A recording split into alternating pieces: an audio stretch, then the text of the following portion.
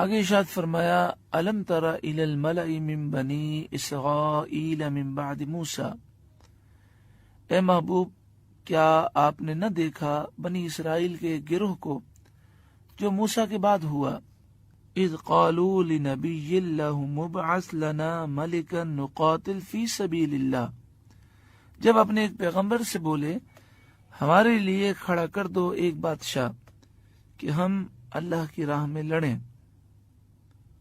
اس آیت کریمہ کے متعلق صدر الافاضل علیہ رحمہ لکھتے ہیں، حضرت موسیٰ علیہ السلام کے بعد جب بنی اسرائیل کی حالت خراب ہوئی اور انہوں نے عہد الہی کو فراموش کیا، یعنی جو انہوں نے اللہ سے وعدہ کیا تھا اسے فراموش کر دیا، بت پرستی میں مبتلا ہوئے، سرکشی اور بدافعالی انتہا کو پہنچی، تو ان پر قوم جالوت مسلط ہوئی، کافر مسلط ہو گئے، انہیں غلبہ مل گیا۔ جب اسلام کے ماننے والے اسلام سے روگردانی کریں اور دوری اختیار کریں تو پھر کافر مسلط ہو جاتے ہیں۔ تو ان پر قوم جالوت مسلط ہوئی، جس کو عمالقہ کہتے ہیں، کیونکہ جالوت عملیق بن عاد کی اولاد سے ایک نہایت جابر بادشاہ تھا۔ اس کی قوم کے لوگ مصر و فلسطین کے درمیان بحر روم کے ساحل پر رہتے تھے۔ انہوں نے بنی اسرائیل کے شہر چھین لیے، آدمی گرفتار کیے، طرح طرح کی سختیاں کی۔ اس زمانے میں کوئی نبی قوم بنی اسرائیل میں موجود نہ تھے۔ خاندان نبوت سے صرف ایک خاتون باقی رہی تھیں جو حاملہ تھیں۔ ان کے یہاں بچے کی ولادت ہوئی، ان کا نام اشمویل رکھا۔ بعض لوگ شمویل پڑھتے ہیں، بعض لوگ شمائل کہتے ہیں، لیکن تفسیر خازن میں اور تفسیر خزان العرفان میں اشمویل ہی لکھا گیا، تو ان کا نام اشمویل رکھا۔ جب وہ بڑے ہوئے تو انہیں علم توریت حاصل کرنے کے لیے بیت المقدس میں ایک ایسے عالم کے سپرد کیا گیا جن کی عمر بڑی تھی۔ وہ آپ کے ساتھ کمال شفقت کرتے اور آپ کو فرزند کہتے۔ جب آپ سن بلوغ کو پہنچے تو ایک رات آپ اس عالم کے قریب آرام فرما رہے تھے کہ حضرت جبریل علیہ السلام نے اسی عالم کی آواز میں یا اشمویل کہہ کر پکارا۔ آپ عالم کے پاس گئے اور کہا کہ آپ نے مجھے پکارا ہے۔ عالم نے یہ سوچا کہ اگر میں انکار کروں گا تو آپ شاید ڈر جائیں گے، یہ کہہ دیا کہ بیٹا آپ سو جاؤ۔ پھر دوبارہ حضرت جبریل علیہ السلام نے اسی طرح پکارا۔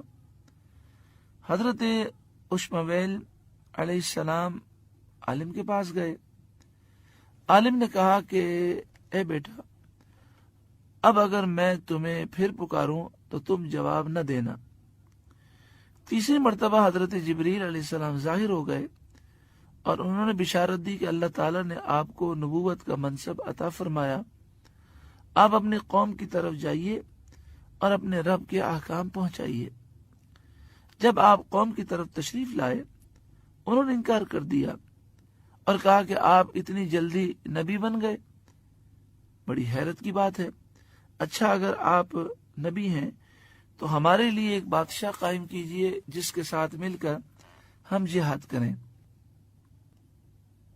تو اس موقع پر آپ نے فرمایا قال هل عصیتم ان کتب علیکم القتال الا تقاتلوا، فرمایا کیا تمہارے انداز ایسے ہیں کہ تم پر جہاد فرض کیا جائے تو پھر تم جہاد نہ کرو؟ یعنی آپ نے فرمایا کہ تمہاری حالت یہ ہے کہ تمہارے لیے بادشاہ مقرر ہوگا، امیر لشکر مقرر ہوگا، تم پر جہاد فرض ہوگا، پھر تم جہاد نہیں کرو گے۔ قالوا وما لنا الا نقاتل في سبيل الله وقد اخرجنا من دیارنا وابنائنا، وہ بولے ہمیں کیا ہوا کہ ہم اللہ کی راہ میں نہ لڑیں، حالانکہ ہم نکالے گئے ہیں اپنے وطن اور اپنی اولاد سے۔ کہ قوم جالوت نے ہماری قوم کے لوگوں کو ان کے وطن سے نکالا، ان کی اولاد کو قتل و غارت کیا، 440 شاہی خاندان کے نوجوانوں کو گرفتار کیا۔ جب حالت یہاں تک پہنچ چکی تو اب ہمیں کون سی چیز جہاد سے روکنے والی ہے؟ تب اللہ کے نبی نے اللہ سے دعا کی، اللہ تعالیٰ نے ان کی درخواست قبول فرمائی اور ان کے لیے ایک بادشاہ مقرر کیا اور جہاد فرض کیا۔ فلما كتب عليهم القتال تولوا الا قليلا منهم، تو پھر جب ان پر جہاد فرض کیا گیا تمام کے تمام منہ پھیر گئے، مگر ان میں سے جو تھوڑے تھے وہ جہاد پر قائم رہے، جن کی تعداد اہل بدر کی تعداد کے برابر تھی، یعنی 313۔ بخاری شریف کتاب المغازی باب عدت اصحاب بدر، حدیث نمبر 3957، حضرت برا رضی اللہ تعالیٰ عنہ فرماتے ہیں، حدثنی اصحاب محمد ممن شہید بدرا انہم کانوا عدت اصحاب طالوت الذین جازوا معه النہر 17,300۔ حضرت برا کہتے ہیں کہ نبی کریم صلی اللہ علیہ وآلہ وسلم کے وہ صحابہ جو بدر میں حاضر ہوئے تھے وہ بیان کرتے ہیں کہ ان کی جو تعداد تھی وہ اصحاب طالوت کی تعداد کے برابر تھے۔ حضرت طالوت رضی اللہ تعالیٰ عنہ کے ساتھ جو لوگ نہر کے پار ہوئے ان کی تعداد 310 اور کچھ تھی، یعنی 313 تھی۔ تو حضرت برا کہتے ہیں کہ صحابہ کرام اس طرح کا ذکر فرماتے، اس سے معلوم ہوا کہ بدر میں جو شریک ہوئے وہ بھی 313 تھے، اور جو حضرت طالوت رضی اللہ تعالیٰ عنہ کے ساتھ تھے اور جنہوں نے جہاد کیا وہ بھی 313 تھے۔